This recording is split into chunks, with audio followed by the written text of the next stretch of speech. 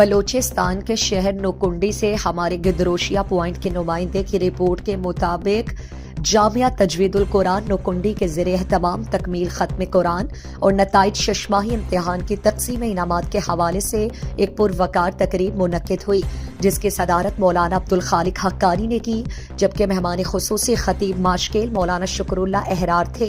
تقریب میں قبائلی عمائدین سمیت سیاسی اور سماجی رہنماؤں اور طلباء کی ایک بڑی تعداد نے شرکت کی۔ مولانا شکر اللہ احرا، مولانا عبید اللہ صدیقی اور مفتی خلیل الرحمان نے خطاب کرتے ہوئے کہا کہ قرآن پاک کے حفظ خوش قسمت لوگوں کے نصیب میں آتا ہے۔ وہ ماں باپ دنیا کے خوش قسمت ترین انسان ہیں جن کے بچوں کی بطور حافظ دستار بندی ہوئی ہے۔ مقررین نے قرآن پاک کے فضیلت کے بارے میں تفصیلی روشنی ڈالی۔ جامعہ کے محتمم خاص مولانا انیس الرحمان نے شرکاء کا شکریہ ادا کیا جنہوں نے اپنی قیمتی وقت دے کر تقریب کو رونق بخشی۔ اس دوران حفاظ کرام سمیت امتحان میں پوزیشن لینے والے طلباء میں علماء کرام اور قبائلی عمائدین نے انعامات تقسیم کیے۔ اسٹیج کے فرائض مفتی فضل الرحمان نے سر انجام دی۔